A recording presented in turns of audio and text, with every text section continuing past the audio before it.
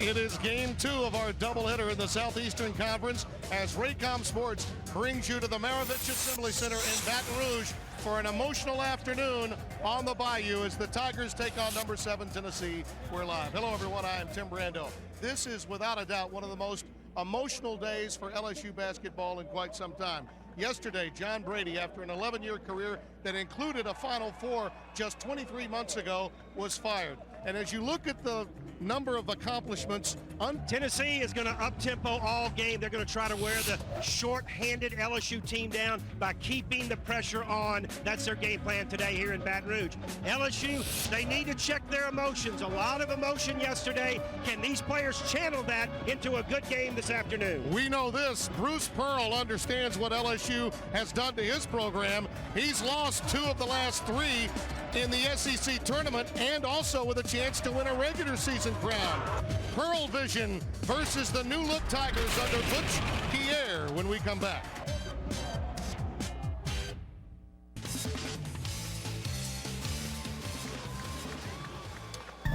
We welcome you back to the Maravich Assembly Center as we take a look at the lineups. Chris Lofton, perhaps the best outside shooter when contested, has been just on fire the last 6 games, leads this lineup with a number of veterans. Temple rounding out the starting 5 as you see Bruce Pearl. What a remarkable job he's done.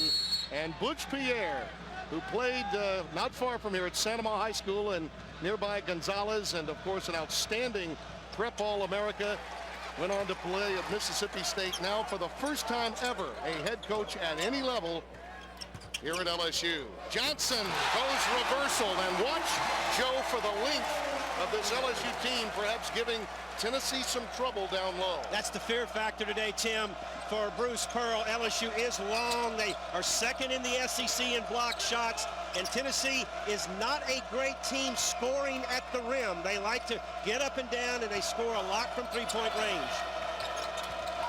Lamar Smith pulls up over far, throws up an air ball. LSU team, are they going to kind of let their hair down a little bit and play uninhibited? Farr. We talked to John Brady earlier today. He's very impressed with Alex Farr. Says he's better than people think, maybe even better than he knows. That'll be a blocking violation against him as he was trying to deal with Lamar Smith on the breakaway. This is a Tennessee team that will out-possession you and out-athlete you. They're 10 deep. They keep running at you. Well, they lead the SEC in steals, and you see right there, Lamar Smith just picks his pocket and then attacks the rim. That's Tennessee's basketball. They are going to attack you defensively with their pressure and their quickness, and then on the offensive end, they are going to three-point shooting team in the SEC. Joe, I'm telling you, I've seen some of the best teams in the country. Duke and Carolina just this past week. This Volunteer bunch is not that far out of their shadow. I mean, they're really, really good. Well, let's don't forget that a year ago in the Sweet 16, they lost a heartbreaking 1-point loss to Ohio State with the #1 NBA draft pick in Greg Oden. And that, of course, that Ohio State team went on to lose to Florida in the finals. Temple being dogged by Smith. Tim, when Tennessee played Florida, and Tennessee put Florida in the 1-1 with 13 minutes to go in the first half. They are very aggressive with their hands defensively. Chris Johnson showing you his face-up game makes it 4-1. That foul was on Lofton off the ball. And LSU commits the foul on the other end as Wayne, with a grin on his face, he made that statement. So he's thinking that he has had his moments of making decisions, although this is the first time officially he's having to make those in-game calls that head coaches have to make. Now, he's been around college basketball a long time and has been a tremendous assistant for John Brady here. And Butch Pierre will do an excellent job the rest of this season. Randolph had that one rejected. Lamar Smith comes out of there with it for Tennessee. Lofton drives to the basket. He's more aggressive now. Another rejection. You know, this is a game in which LSU needs as many block shots as possible, and Bruce Pearl will live with a few of those. He wants his team to drive to the basket and remain aggressive. Randolph, again, a strong low post length. As I mentioned, 125 blocks on the season. I think we will see a lot of that today against a Tennessee team who likes to get it to the lane and try to finish at the rim. Tyler Smith has one. Sophomore from Iowa, one of the outstanding transfers for this Tennessee team, is Temple. More J.P. Prince. J.P. Prince just checked in. Chisholm out of the game now, so number 30, J.P. Prince on the floor. Speaking of great transfers, how about this one from Arizona? Young man that had a problem with his wisdom teeth, ultimately fell into a coma, lost a lot of weight, sat out a year, and at that point Tennessee was making its great run, and the young man from White Station in Memphis said, you know, I think I'll get closer to home and play my basketball. Yeah, there have been two great transfers for Tennessee with Tyler Smith from Iowa, and of course you mentioned Prince from Arizona, have really given this Tennessee team a lot more depth this year, and that's been a factor in their press game and their enabling to run people into the ground in the second half. Garrett Temple, well defended, unable to get it to go. Prince hauls down the rebound. Now we're 3 minutes gone, Joe, and there you see the look inside the Duke Cruz. It's got him keyed defensively, and he talked about Juwan Smith would be on him. Juwan Smith normally takes the best offensive player. Oh, what a nice pass by Farr. Going down the floor and getting in position for that pass inside. I tell you, some of what John Brady told us about Alex Farr today was really illustrated in that last sequence. Cruz misses a chippy. Randolph clears for LSU. Tennessee really struggling here early. And again, Tim, you've talked about the length of LSU with Randolph and Chris Johnson inside has affected the shots around the basket. Right away, you see Tyler Smith all over Thornton. They get it back inside Randolph. The tip in for Thornton. His first bucket of putback. 8-1 Tigers, and this crowd, perhaps a few more than usual because of the curiosity factor, rises to its feet, and Cruz gets the putback slam. And that's what Bruce Pearl talked about. When Cruz's man left to go block the shot, that was Randolph. It allowed Cruz to slide right to the offensive board and get the easy putback. Thornton trying to go crossover, turned it over. Yeah, there's a matchup we just talked about. Juwan Smith on Marcus Thornton. Great matchup, and he's winded. Yes, he is. He's fighting through the flu. He and Jordan Howell have both been affected by it coming in. Watch number 3 for LSU, Anthony Randolph. He leads Duke Cruz to help out on the drive by Smith. Cruz is right to the offensive board and flushes it home and has a little word for Mr. Randolph on the way back down the floor. Timmy B. By the way, it's always great to get back to Baton Rouge, a place where you grew up, and much of my early career was spent here. Good to see a lot of family. I know you had dinner with Dad last night. And he picked up the check. How about that? Prince using the window pane gets the deuce, and it's 8-5. And they've not been able to get into their press because they've only scored 1 field goal, and there it is. Yep. That's what we're talking about. When you score, Tennessee gets right up on the basketball and puts extreme pressure on the offense. And there's another situation where finally Butch Pierre says, okay, we've got to take a timeout, and he just beat the 5-second count to do it. It's amazing what a couple of made baskets mean to a pressing team like Tennessee. Well, Tennessee out of that timeout was only 1 of 6 from the floor, but with back-to-back baskets right there by Tennessee, it gets them into their press, and you see Cruz making it hard as he gets the steal on the inbounds pass. He makes it hard on the inbounds passer to find an open look to throw the ball in. Well, timeout on the floor, and as the teams discuss strategy, you should too. Premium a moment ago is an illustration of what happens when you don't have a prolific point guard, someone to take control that you know will come back to get the ball and get it across the timeline. Tim, you're right. You know, I really believe, Tim, that the last 2 years under John Brady, that has been the biggest problem for this LSU team, is they just have not had a really good point guard to go with all the good frontline players that they have here. And in defense, it's not easy to find a quality point guard in this country today. Marcus Thornton, so many great 2 guards, yes, but not many points. But Tim, you have to blame Hurricane Katrina a little bit. Yeah. Because Augustine, the great guard at Texas, was living in New Orleans at the time, and LSU thought they were going to get him, and he got displaced to Houston and ended up signing with the Longhorns. If DJ Augustine was here at LSU right now, it'd be a different ballgame. Well, that's true. But a lot of adjustments people in this state have had to make well beyond the game of basketball. Shot clock winding down. Strong move by Smith. Tyler can't get it to go. There's Cruz on the offensive boards, and he's hacked. I think Randolph got him from over the back. They'll go 10 deep. I mean, and that's sometimes more than that. Loose ball pulled away by Thornton. Marcus Thornton leading the SEC in scoring. Randolph. Nice dump down to Johnson. A little high-low.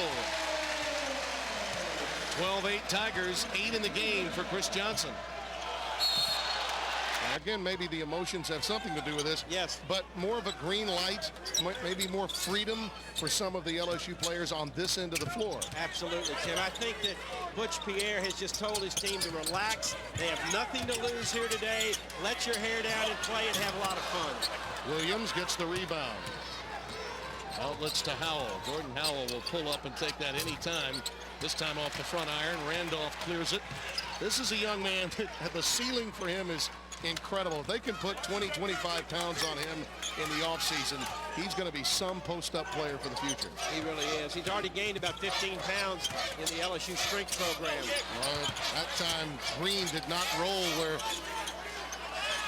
Garrett Temple wanted him to go. Now he's trapped. Finally gets it into the hands of Terry Martin. Clock winding down. Martin's an outstanding shooter. May be forced to take it right here. Under duress. Lofton clears it for Tennessee. Excellent defense by Brian Williams right there, stepping out on the screen and staying with Terry Martin to contest that shot. Nice cut. Chisholm gives it up, though, to Williams. Maybe a little too unselfish that time.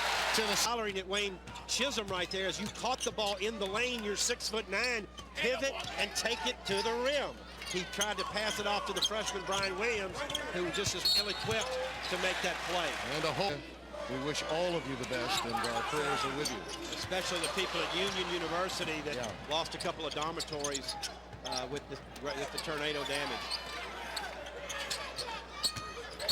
Maybe a little departure with some basketball entertainment will name Jawan Smith back on the floor now for Tennessee.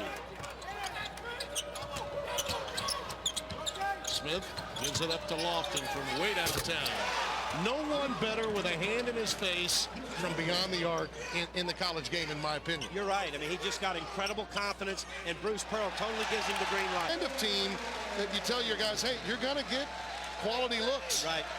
Now you want him to be at the rim, and LSU's press offense right there got the ball inbound quickly, and then Randolph ran out and got behind the Tennessee defense. Lofton lost it. Ramar Smith comes away with it for Tennessee. Jawan Smith pumps. Off the back iron, run down by Spencer.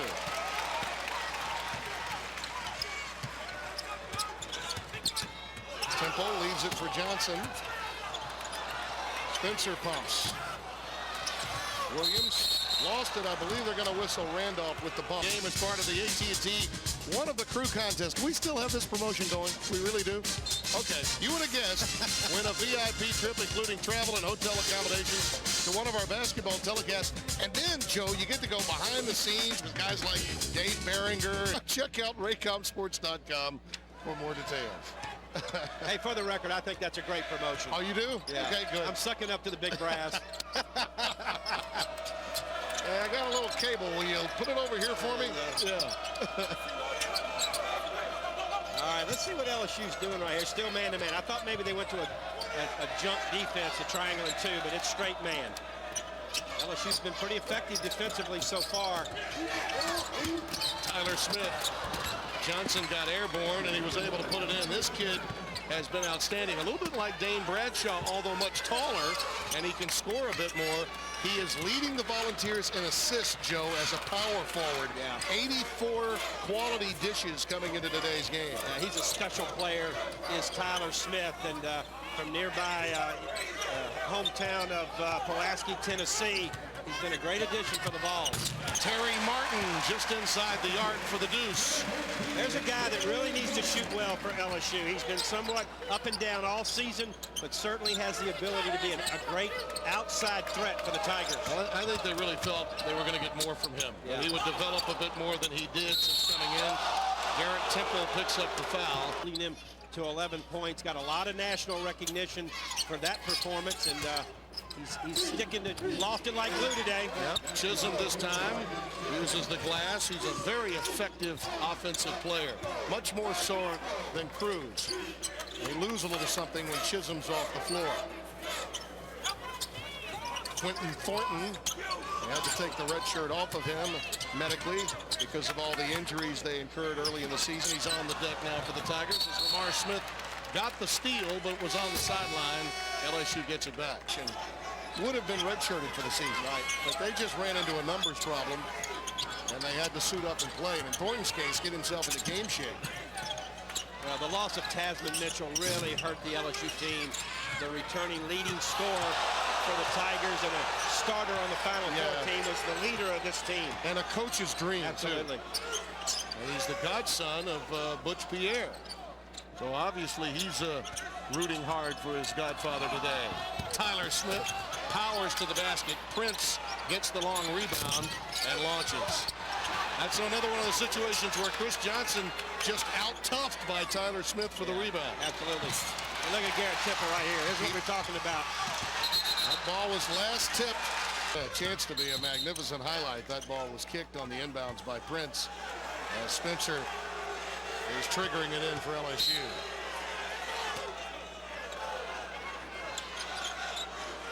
Bruce Pearl has made a mention several times of the fact that he's only 1-2 against LSU the last two seasons. And the losses, the last two have been crucial losses.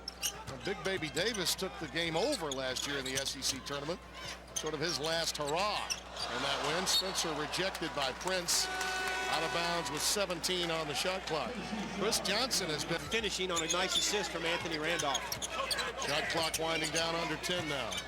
Martin leaves it for Spencer. That's a offensive foul against Martin as Prince put himself in position to collect the player control foul from Terry. Tennessee, Bruce Pearl calls that building a wall defensively as the ball comes toward the lane. They build a wall in front of the dribbler, and that time Tyler Smith was the front of that wall, taking that charge, not allowing the ball to get into the paint. And I thought you made a great point earlier today, and I wanted you to tell our audience what you said about the greatness of Pearl and what he's done.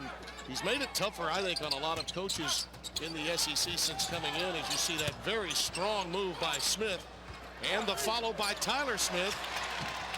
Lofton steals it on his knees, and finally it's taken away by Spencer. It's a scramble game, and LSU hanging in because of it. And it's turned over by Spencer. Finally corralled by Prince. It's organized chaos. That's what Bruce Pearl calls it. And the foul spotted. It'll go against Terry Martin. Graham, get it on the front page the way that Dale Brown did so well here at LSU when he created what is now known here as the Deaf Dome. And Bruce Pearl has done that at Tennessee. They've renovated Thompson Bowling Arena. It looks spectacular. They built a $17 million practice facility, and he has created a buzz in Knoxville that translates not only into victories, but into great recruiting and tremendous excitement for that program. You know, and that's not part of the job description, Joe. No, it's not. I mean, it's not it really. To be. I understand that. Yeah. But I think a lot of times it's taken for granted. I would agree. You know, a lot of times administrations have to understand that they have to support the coach and what he's trying to accomplish. And, you know, many times I've said this over and over again. An administration will only react if they believe the fan base thinks basketball is relevant. Well, now Bruce Pearl has made it relevant in Knoxville. Johnson, end to end. What a play by Chris Johnson, the young man out of Laurinburg Prep by way of Montrose, Virginia. Yeah, it's a tough break for Tennessee because they actually had the steal, but Lofton hit it in the front court, knocked it to the back court, and Ramar Smith just couldn't touch it, or it would have been back court. LSU took advantage and got down the other end to score. The tempo of this game has been in favor of LSU. Tennessee has not been able to get a lot of scoring like they normally do so far in this game. Alex Farr with a nice tap out there. Knew where Garrett Temple was. And he also knew where Randolph was. That's a very difficult blow because that on Randolph is number 3. That is a tough blow. LSU already thin with the injuries Losing Damian Mason, the senior, to academic difficulties. They can't afford to lose that young man. He's a talent. I think Bruce even knows he got away with one there. Right. That very easily could have gone the other way. Well, they balanced themselves out throughout the course of the game, and that's the toughest call for an official to make, the block charge. No question.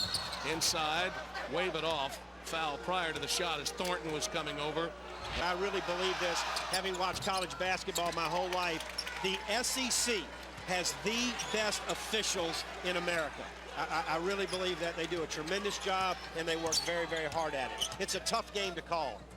It's getting more difficult by the year. It really is. A game for high risers. Ball is stolen by Tyler Smith. And it's tipped away by Temple. He gets the deflection, and LSU gets it back. His arms ever present. Green, who pumps from deep. The sky's the limit for this young man. You called that, Timmy, before the game. I watched him with John Treloar in the pregame workout, and that young man, Garrett Green, can shoot the basketball. Nice strong move by Lofton that time. He's very raw, Green. He's only really been playing organized ball for about 4 years. He was a soccer player, so he's got great feet. He just needs to grow in confidence, particularly on this end of the floor. Three-sport star in California, and one of those sports was volleyball. How about that? My guess is he wasn't a setter. You think? Johnson, Green skying for the rebound. The foul will go against Duke Cruz. Just understanding how good he can be, and that's a tie ball. Job well done, and the possession arrow to the Volunteers. Tennessee is so active defensively with their hands, slapping at balls, playing the passing lanes, trying to block shots around the rim, and just very, very effective defensively. But so far today, hats off to LSU for controlling the tempo and getting Tennessee many times in a half-court game. I think John Brady, watching this game, would be very proud of how his team has played defensively. Absolutely. And Butch Pierre, I think, is putting a statement on about the way he wants this club to play offensively. Farr. What a pass to Green, rejected off the backside. High-rising Tyler Smith, and Prince got a hand on it. Lofton, the runner doesn't fall, gets his own rebound. Tyler Smith outside, rattles it home, and he's got, as so many of these Tennessee bigs do, outstanding face-up skill. And Tennessee unselfish with the basketball. Another trademark of Bruce Pearl coach teams. Look for the open man, get wide open looks, as Tyler Smith did right there. 22-21, Volunteers with a lead. Twice. They should slip me a check. There you go. Farr, tough pass to make there. Wasn't open. Ill-advised. Wasn't open. You don't throw a pass when there's a defender between the receiver and you. And not a good decision by Farr. Tennessee took advantage. 5-0 run for the Vols. They have their first lead of the afternoon, 22-21. Kentucky, a winner earlier today at home against Alabama. Boy, has Billy Gillespie's team turned it around. They're making an argument that they could be an at-large team in the NCAAs, even with those bad losses early in the season. Tyler Smith leaves it for Jordan Howell. Long rebound to Garrett Temple.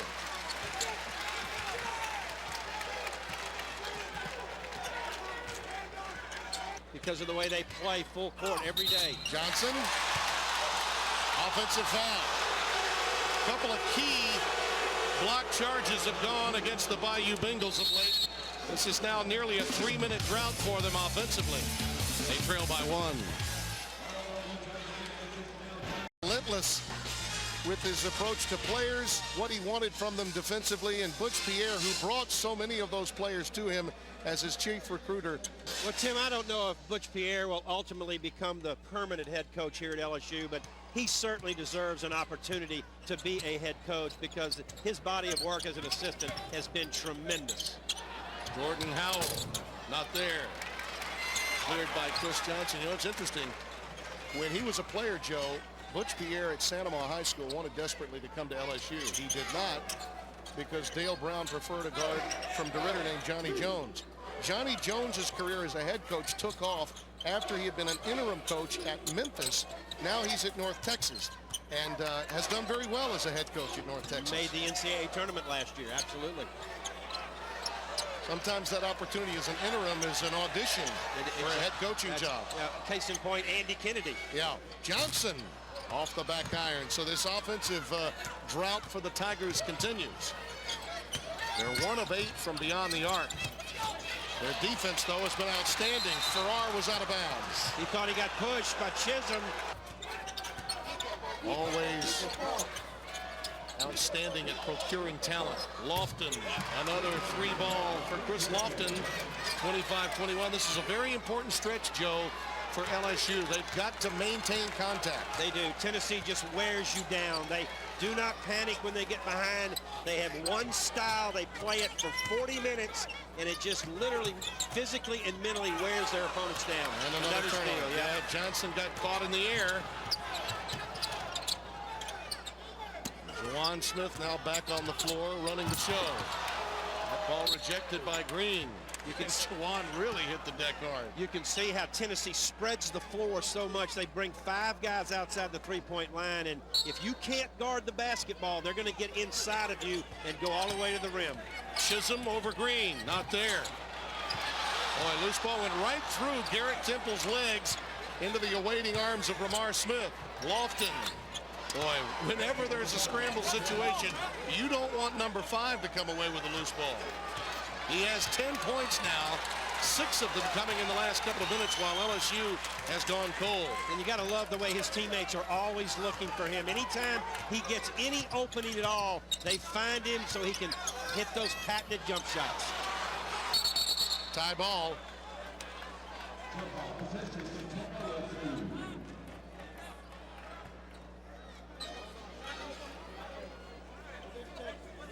Farr will trigger it in for LSU. 18 on the shot clock. And they are desperately in need of a bucket. They miss Marcus Thornton out here. He's been held only 4 points in this game and not in the game right now. 5-minute drought now for the Bayou Bengals. They've not scored in the last 5 minutes. And they desperately need a stop here. I believe they're going to get any help. Chris Lofton, Tim, was out by the LSU L. He was clearly 35, 36 feet from the basket on that shot. And Bruce Pearl didn't say anything about that. He totally gives him the green light, and Juwan Smith as well. Turn it loose whenever you feel it. After they lost to Kentucky on the road, I think at that point Chris Lofton was told by his coach, you need to aggressively find your shot. Right.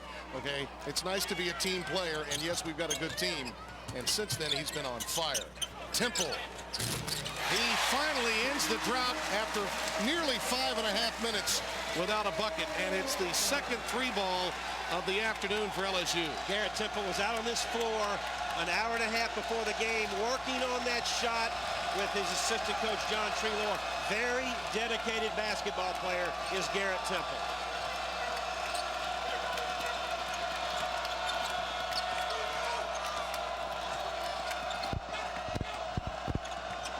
Only tenths of a second, really, between the game clock and shot clock. They're holding it for 1. Ramar Smith rejected by Johnson.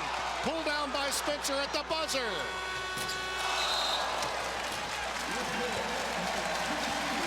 This crowd that's been noticeably absent for much of the Brady era, pretty emotional in the first half for LSU. There's probably a good 8,000 or 9,000 fans here today, and they are very active. You can tell they want to support these young men who are playing so hard here this afternoon. At halftime, an exclusive, very dignified interview with Joe Dean and John Brady. Stay right where you are. SEC basketball is brought to you by AT&T. By 52, and Florida at the break leads Georgia 43-30. Advance Auto Parts drive to the SEC championship standings.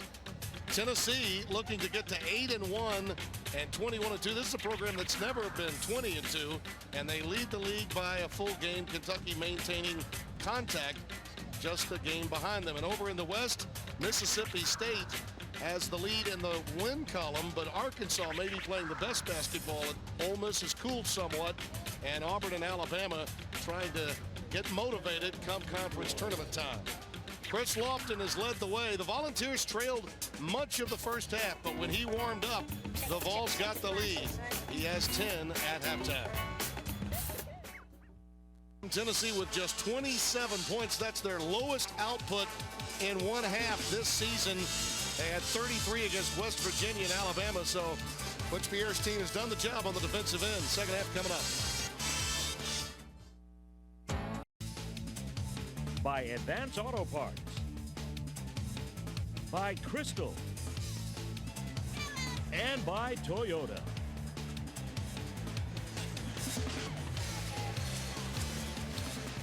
(27-24) Tennessee. Tim Brando, Joe Dean. We're going to show some offensive plays for highlights, Joe, but the story of this game truly was LSU's defense. Take a look. No question. Tyler Smith right there taking it to the basket, and Duke Cruz flushing it home. And watch this. The ball fake, left-handed bounce from 21 feet. Chris Lofton knocks it down, and then LSU is complete. As you look at our halftime stats, look at that. 31% from the floor. Tennessee, they come in SEC games averaging 46%. I believe Coach Brady watching this game would be, pretty proud, and at the same time be saying, where was that defense early, guys? Yeah, but that's the John Brady influence on this LSU team. Brady had always been a tremendous defensive coach, having worked under guys like Bob Boyd and Richard Williams and Tim Floyd. That really was the problem, I think, for this club early, was that they just did not carry that same identity with them. As you see, it's been suspect, and I still say the lack of a really good point guard has hurt the LSU team.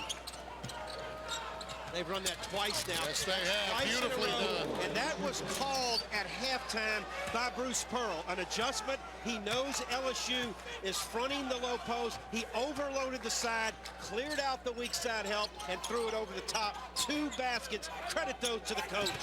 Juwan Smith giving it to Chisholm.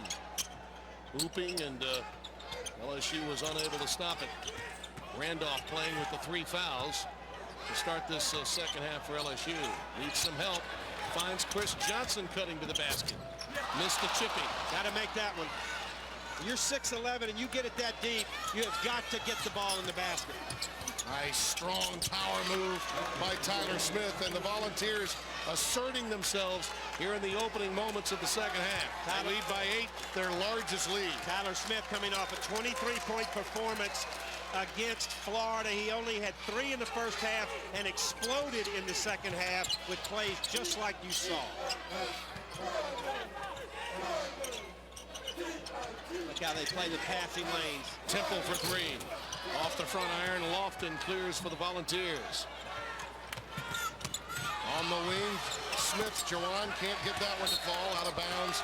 Last touched by Ramar Smith. Now watch the overload. They go to the corner, throw it over the top. There's no weak side help behind Wayne Chisholm. Watch this. See, there's nobody in the lane area. No white shirts. Beautiful offensive execution. Overloading the side, clearing out the weak side help, and throwing it to Wayne Chisholm on the lob pass for 2 easy layups right out of the halftime. And that's one of the reasons why Pearl is one of the true total packages in coaching. We talk about that sort of ringmaster, 3-ring circus approach in terms of promoting the game, as you see the foul spotted against Ramar Smith. But in truth, he's also one of the quality XO guys in this business. Well, Tim, he coached under a guy by the name of Dr. Tom Davis, who was at Boston College, Stanford, and Iowa, who truly was a Hall of Fame coach. And Bruce Pearl gives him a lot of credit for the things he's learned in running this type of offensive. Gary Williams at Maryland was on that staff at right. BC. People, exactly. that influence has been not just with Bruce Pearl, but with many others out of that coaching tree of Dr. Tom's. And by the way, how about his son's job at Keno Davis at Drake? Doing a phenomenal job at Drake. They're in the top 20. Johnson falling away baseline. Oh, the iron unkind to Chris Johnson. Those were falling in the first half as you look at some of the other scores from earlier today and at halftime in the SEC. Florida with that 7-point lead. Well, Notre Dame beat Marquette today in a matchup of 2 top 25 teams, and BC giving Duke all they wanted. Nice work by Chisholm. Tremendous ball movement for Tennessee here in the opening moments of the second half. Well, Tennessee has just made some adjustments on offense that time. Chisholm ran outside and saw his man cheating, and he just cut back door to the basket. Bruce Pearl saw some things in the first half that he made good adjustments at the halftime break, and Tennessee right now is off to a great start here in Baton Rouge, leading by 10 in the second half. Of mistakes, willing to do that at a time like this is something you don't see in this game very often, Joe. You're right, Tim. You know, John was hired at a time when LSU's program was really down, coming off a great career by Dale Brown, but they were. And you heard him say at the end of that interview with you, well, it is about fit. And it was never really as comfortable here. Look at this number. This is amazing. This is amazing that only 13 coaches out of the Southeastern Conference have ever been to a Final Four. Yeah, 75 years of basketball. You see him right there. John Bray, SEC team to the Final Four. As an example, Alabama and Auburn have never been to a Final Four. No one in that state that's ever covered basketball. And it's sad to think. It's surprising to a lot of people. Nor has Tennessee, or Vanderbilt, or South Carolina. Those are three teams, schools that have had good basketball traditions through the years. Ole Miss has never been. Prince, not there. Offensive rebounding, though, all with the Volunteers early. Strong move by Tyler Smith as he asserts himself. He's kind of like an eel, you know. He's just slippery. Around the basket, he's hard to get your arms around, and gets to the offensive board well, drives it well. Just a tremendous all-around basketball player, Tyler Smith. 6'7" sophomore, again, as I said, out of Pulaski, Tennessee. 9 in the game. He averages 13 and a half. Another lazy pass, this one by Temple, picked off by Prince, and he's fouled. And again, those kinds of passes you cannot get away with against a quality opponent like Tennessee. Second foul against Garrett. All Volunteers in the opening moments of the second half. Good look right there, J.P. Prince. His father, John Prince, is a guy that I happen to know. He played collegiately at Southern Miss, did John Prince, and was an excellent college basketball coach, Tim. He coached at Ole Miss, UAB, and Memphis. Of course, stayed in Memphis after that job, and that's where J.P. went to high school at White Station High School there in Memphis, Tennessee, before going to Arizona, and now transferring back to home state, Knoxville, Tennessee. He only became eligible back on December the 15th after the transfer. Well, the last hoop for LSU came with 41 seconds left in the first half. They had a 5-minute drought before that. And this drought continues now into the second half. So it's been almost 10 minutes with one field goal. Randolph ends it 37-27.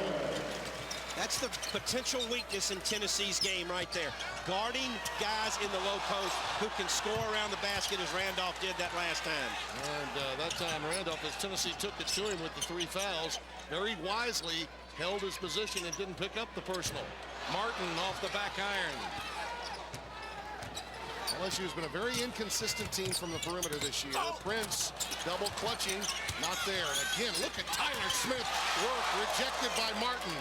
Look at Garrett Temple close out on Chris Lofton. That was beautiful defense right there by Temple to shut down the three-point opportunity for Chris Lofton. I'll tell you, Cruz and Tyler Smith have been out dueling LSU's slim front line for offensive rebounds during this run.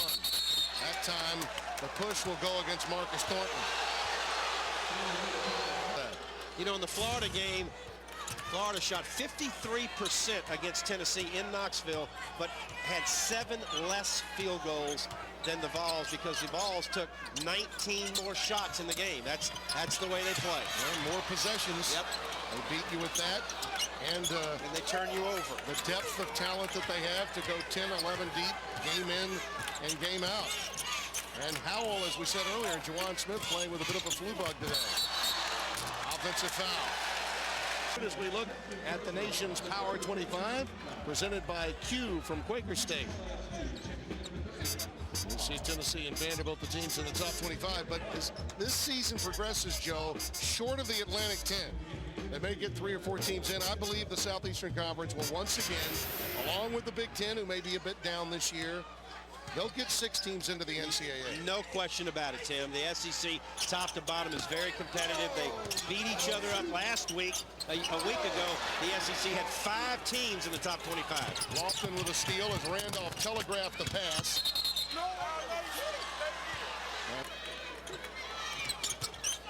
Prince falling away. Oh, the iron unkind to him. Johnson pulls it down. Marcus Thornton pumps. A much-needed triple. 37-30. Marcus Thornton, a week and a half ago at Auburn, went for 38. He's a guy that can light it up. Prince working in on far. Offensive foul. He still went to Kilgore Junior College in Texas before coming back home to play for the Fighting Tigers. Like a lot of junior college players, Joe, didn't necessarily, he knows how to create off the bounce, but didn't know necessarily how to use ball screens, that kind of thing. But boy, he's working hard underneath and outside. Unable to get that one to go. Forced that just a little bit against the bigger Chisholm inside, Wayne Chisholm. Pearl wanted a foul on Temple there, didn't get it. Finally, the whistle blows. And it will go against Garrett Temple. I believe on the sideline, just great energy and passion for the game, and I think the players just feed off of his energy. Great enthusiasm for the game. I noticed he's learned to keep his jacket on, which is a wise choice, because much like Gary Williams, he tends to perspire during the course of the game. But we don't get to see those beautiful orange suspenders. That's the only thing. By the way, I'm noticing today that Butch Pierre is perspiring a bit more now that he's a head coach. I would say that when you move down one chair, it happens to do that. Well, you would understand that as well as any. Absolutely. Having done that at Kentucky with Joe B, and then later becoming a head coach yourself. Nice. Oh, what a pass! Wow. Rejected by Randolph. Winds up throw in the hands of Chisholm. Johnson picks up the foul. That was a sensational basketball play. Another opportunity gone on the defensive boards. Sometimes the lack of strength, the inability to hold your position cost you, and that's been Randolph's problem all year. He gets knocked off the blocks when he's trying to come down with a rebound. Yeah, just physically not strong enough to handle a guy the size and strength of Chisholm or even Brian Williams, who's in the game now, the freshman out of the Bronx, New York.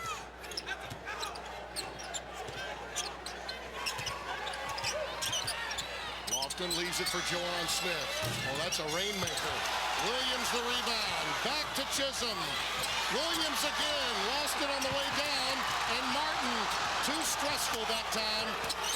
Trying to get out of there with it. Let it go. Another loose ball. Thornton finally comes away with it. And the student section, which has been standing most of the day, applauds the effort.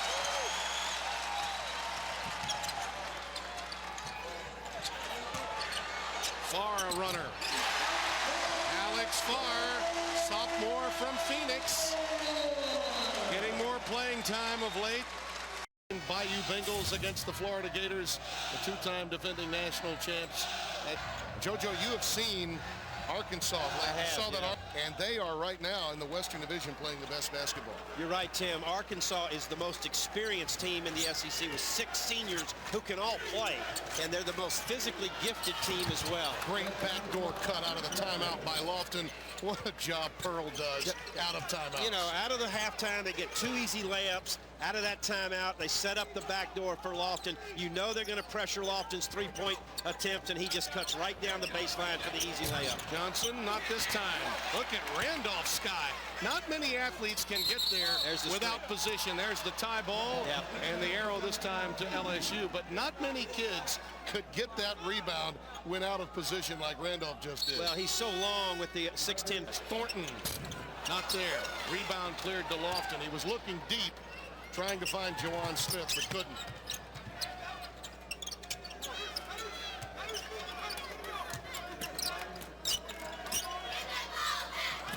Tyler Smith, who feeds so many interior passes from the wing area. There he is. He'll take that shot. count it, right? You've got to respect him as a deep shooter. Randolph did not come out to check him. That's because he's driven by Randolph 3 or 4 times in this game, and I think Randolph was nervous about trying to close out on him for fear he'd give up that baseline drive. Just like that, the LSU run it cut it to 5, and now Tennessee's doubled up and have the lead back to double digits.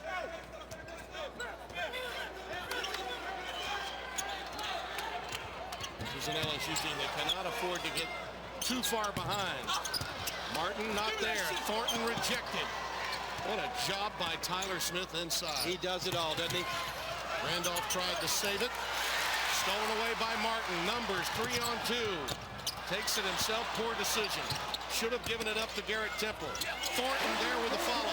Good effort right there by LSU. The loose ball, drove it hard the other way, got it on the glass and stayed with it so Thornton could make the easy basket. Nice effort that time by the LSU Tigers. The crowd ought to be into this right now. The effort has been outstanding. It has Some of the same issues this young club has had have begun to show up here in the second half as Pearl's deep and stronger team has taken control of the game. The pace of the game has definitely been in favor of LSU. Absolutely. Smith not there. Air ball thrown up by Jawan Smith. And really the pace has been dictated, Joe, by LSU's defense. It has. Their defense has been excellent. Tennessee has not shot well from three-point range today. Martin, his woes continue. There's the follow by Chris Johnson. Man, that kid has got a lot of talent, Tim. 6'11", long arms, is scoring around the basket today, and we know he can shoot facing jump shots. Memo to the next coach.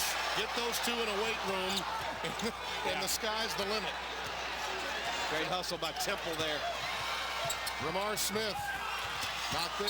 Ball. What about Tyler Smith today? The 6'7" transfer from Iowa. He's knocked down three-point shots right there. He's driven into the basket and scored in the lane area. And he's a guy that goes to the offensive boards and makes plays. Just a tremendous all-around player. Randolph scared to go after him. Another rejection as we come back to live action. LSU gets the ball back off a Randolph block. So we're up to 9 block shots now for LSU.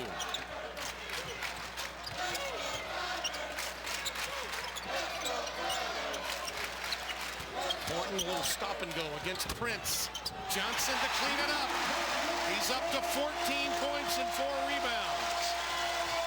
The drive to the basket by LSU created rotation defensively, and that left Johnson wide open for the offensive rebound.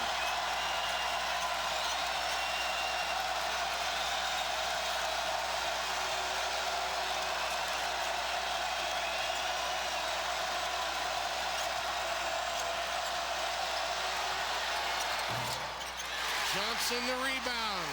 The student section has been standing throughout this game. Big possession here for LSU. They have fought hard, defended well. They're within 4 points. Temple, tough pass. And once again, ill-advised. Value the basketball whenever you've got an opportunity. Time and score, Joe. Point guard. Track season standings. Find out where you can catch our next broadcast, the Toyota Info Center, on RaycomSports.com, your online destination for complete coverage of SEC hoops. Tim Brando, Joe Dean Jr., happy to be with you. You know, we've been here for some pretty emotional games. Unity ever begun to grasp what's good and what's not as it relates to basketball? Well, that's the big question. I think that's a raging debate in Baton Rouge. I really do. Back in the 80s when Dale Brown really had it going, this place was packed all the time, and it got the nickname the Death Dome. He made it a social occasion, He though. did. Yeah, that's one of the things that an team the last 24 hours. It has, and both Butch Pierre and John Treloar have done an excellent job of bringing this team together, keeping their emotions in check, as we talked about in the open, and they played really tough here this afternoon, especially defensively. They've held Tennessee to only 4 of 16 from three-point range to this point. Now, Temple sits with the 4 fouls, but at this stage, LSU needs more offense. They get Farrar in the game along with Thornton. Some of these 3 balls need to start to fall for them. Not this time. Loose ball tapped out. Marcus Thornton comes away with it. Drives, offensive foul.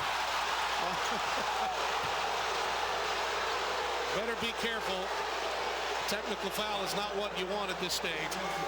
This crew, though, Joe, I must say, you can debate whether the calls are accurate, but There, the call was correct. I know the fans never like that, especially when you take a basket away, but it was clearly a charge.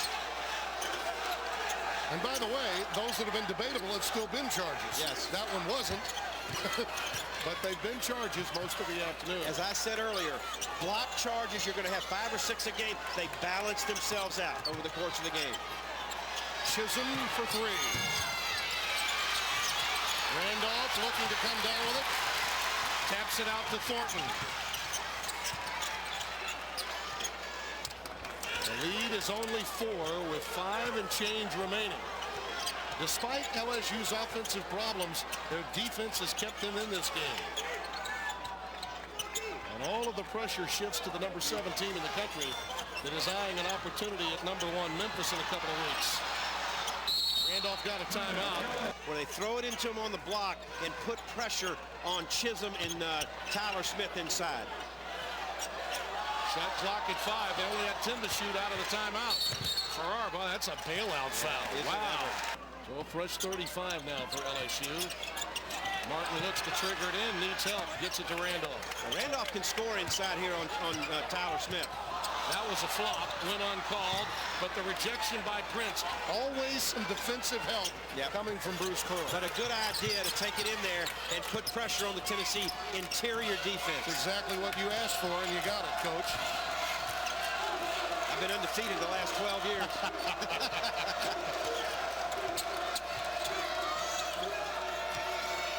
Every possession now critical inside of 5 minutes and a 4-point game. This is what LSU wanted, just to be able to hang around and have a chance after the last TV timeout. Shot clock winding down. Smith in traffic. Chisholm there for the follow. Wave it off. That's a shot clock violation. This is the worst team in the Southeastern Conference record-wise against the best, and yet LSU has had their way against Tennessee of late. Chris Johnson from way downtown, not there. Lofton clears it. Howell trying to leave it for Prince. Loose ball. Farr comes away with it for LSU. A lot of empty trips now for Tennessee. Thornton off the glass. It's down to 2.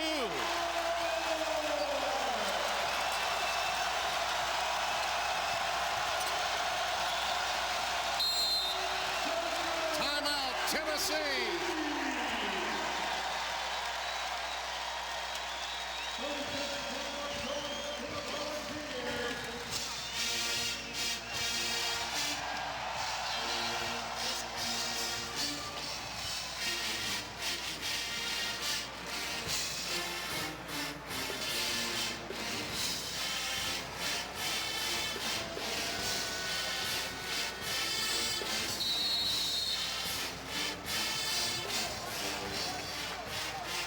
Marcus, Big under the circumstance. as any upset I believe LSU's had in our lifetime. Absolutely. And often with an answer from 3-point range. And you know coming out of a timeout they're going to get a great look. And they did. They ran a special screen situation out top to get Chris Lofton the shot. The senior knocked it down, gave his coach the reward, and Tennessee backed up by 5. Randolph with the ball on the deck, almost had it stolen. Hits it off the glass, and it's a 3-point game. See, Tyler Smith at 6'7" is not tall enough to contest that shot by the 6'10" Anthony Randolph. That's where LSU needs to go here in the last 3 minutes, inside. A steal by Johnson. Didn't see the free safety. The free safety, Johnson, was sitting back there waiting. He watched the quarterback's eyes and made the interception. That should have been a football coach. I tell you, that's the way to bring them in down here in football country. Right. Thornton lost it on the way up. Lofton clears.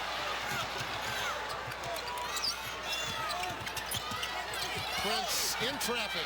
Oh, good scoop to the hoop, but unable to convert. And a foul underneath. Timeout. Tennessee's lead is 3, and we'll return after these messages from your local SEC stations. Number 7, Tennessee.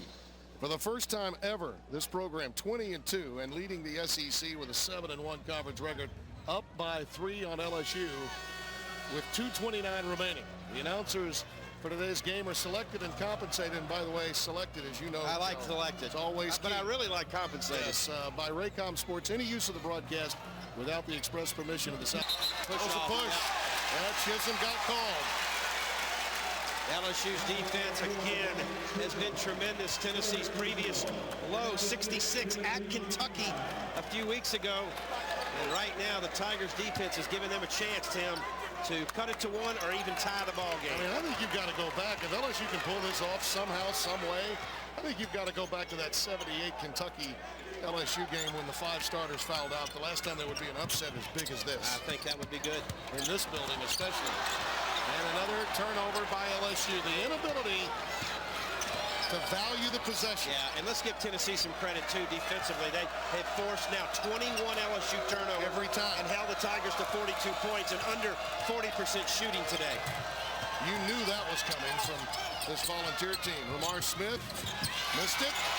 In traffic, Farr comes down with it. Needs some help, gets it into the hands of Garrett Temple. One possession game. Good timeout.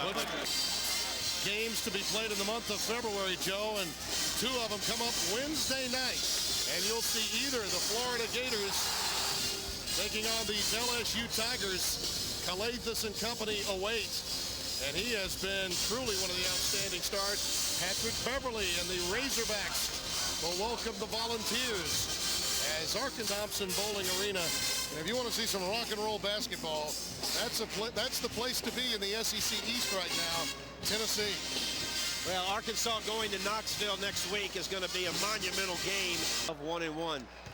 Big possession here for LSU. Of course, every possession from this point on is critical for both teams. Temple, Johnson, Farr, Marcus Thornton, and Randolph, the 5 on the floor for LSU. Johnson and Thornton have been the go-to guys offensively of late. They're trying to run a play for Thornton outside. He wasn't open. Temple gives it up. Randolph had an open look, decided not to take it. Now he decides to drive baseline. Good ad-lib. Rejected Chisholm. Johnson, yes, and a foul.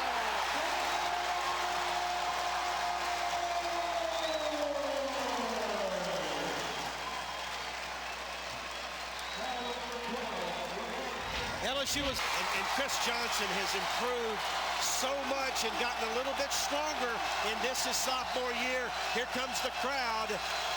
What a barn burner we got, Timmy B.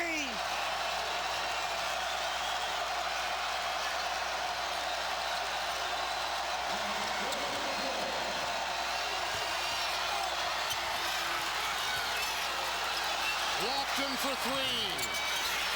Randolph the rebound. With under a minute to play, LSU with a chance to win it and claim one of the greatest upsets in their school's history in the sport of basketball.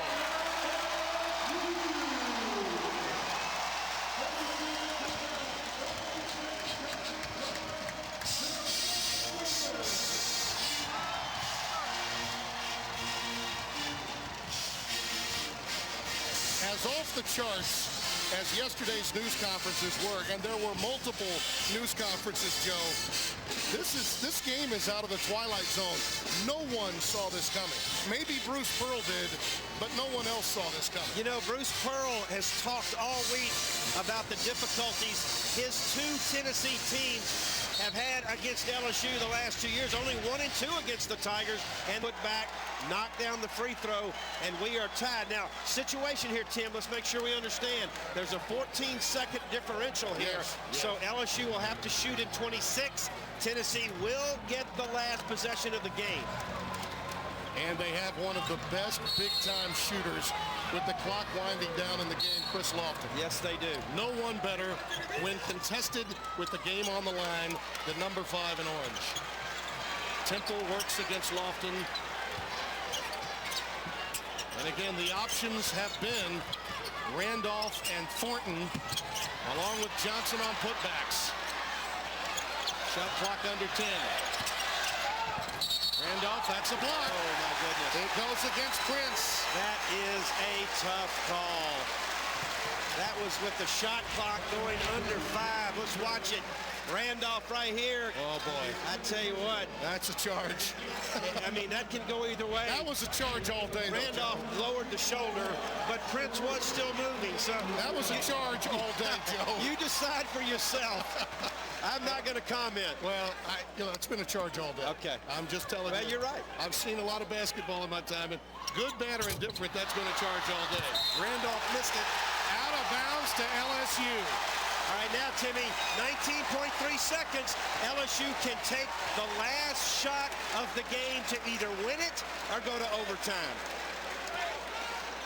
Bruce Pearl is right in front of our broadcast position, pleading with his team. Great defense, but no fouls. He does not want to foul. He's going to get Juwan Smith back in, who's a little bit better defender out on the perimeter. But Juwan Smith at 6'3" is guarding 6'11", Chris Johnson. Thornton lost it. A steal by Juwan Smith. What a substitute, huh? How about that? What a substitute. Farrar in traffic, gives it up to Johnson. Game's on the line now. Farrar, no way. Johnson, no time. Does not count. Tennessee wins. What defense by Bruce Pearl They're going down to look the at it. stretch. They're going to look at it, Tim. It doesn't count. Yeah, but they're going to look at it. They've got to go to the monitor right now in this situation and confirm that their call was correct. That is within the rules of NCAA college basketball. A courageous performance, but Tennessee's defense, the substitution getting Juwan Smith that? in. Bruce Pearl, sometimes you have to gut out W's, and that's a coaching W right there. Well, J.R. Smith had gotten the foul in the previous possession. They take him out. Bruce Pearl puts in Juwan Smith, who is an excellent perimeter defender. And what happens? What a great substitute right here. Well, there's the pass. Yeah, there's the last play of the game, and it's definitely no good. No. And the officials will see that. Oh, it's clearly in his hands. And again, the defense was suffocating. The bigger play really was the steal. Yeah, absolutely. And that led to the bucket to win it. It was a courageous performance by LSU, but that substitution, getting Juwan Smith in the game, that's what mattered most. There's absolutely no doubt that the basket should not count. Officials have ruled it no good. Right here, yeah, you see the ball is still in Chris Johnson's hands when the red light goes off around the backboard. That is clearly a no good call. And many of LSU's points came on putback opportunities and scramble situations. That time, the 40 minutes had finally run out, and they could not run their offense, Joe, with the ball and a chance to win it. They didn't even get a shot because of the steal by Juwan Smith. Yeah, the substitution right here. Watch Juwan Smith run right through the basketball, go and lay it in. Sensational play by the senior out of Decatur, Tennessee. And Joe, your issue at all for the last years has always been the lack of a pure point guard. Well, we talked about it many times today, Timmy, and I really believe that's been LSU's undoing, really, not only this season, but last season as well. Bruce Pearl's team 21-2, 8-1 in SEC play. A courageous performance by Butch Pierre's club, but it comes up short. You've been watching Raycom Sports exclusive coverage of SEC basketball. For Joe Dean, Tim Brando, bye-bye from Baton Rouge. Could Tennessee be an upset victim, taking on LSU on the road? Tyler Smith wants 3. He's got 3. Another sophomore. We talk a lot about the freshmen. He's a sophomore transfer from Iowa. And Tennessee up by 10. But back comes LSU. Chris Johnson on the putback. LSU guys only down 4. Doug, I know Chris Lofton. You like the way he's been playing as of late. Well, he's shooting over 53% from 3 coming into this game. The last 5 SEC games found his stroke. Late in the game, LSU misses the free throw, does Anthony Randolph, but they get the basketball back, does LSU, but it's stolen by Juwan Smith, lays it in, giving Tennessee a 2-point lead. Final chance now for LSU, but the dunk came after the clock expired, would have tied the game. Low-scoring game, 47-45, your final. Georgia final. Welcome back. Ryan Burr, the coach Tom Brennan, and Doug Gottlieb. And Doug, in the research room, you said Iowa State would be a tough. At the Chattanooga CW.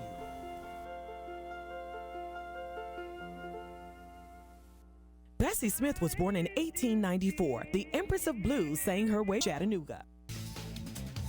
By Advance Auto Parts. By Crystal. And by Toyota.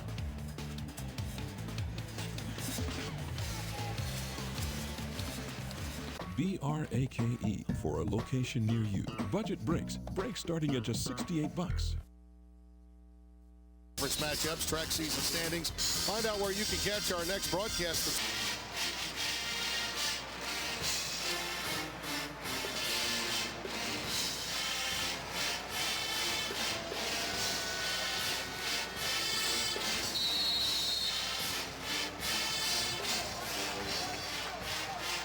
Marcus Thornton has a Get together in Knoxville at Thompson Bowling Arena. And if you want to see some rock and roll basketball, that's the place to be in the SEC East right now. Tennessee. Well, Arkansas going to Knoxville next week is going to be a monumental game, really, for both teams and for the East and West standings. He is guarding 6'11", Chris Johnson. Thornton lost it. A steal by Juwan Smith. What a substitute, huh?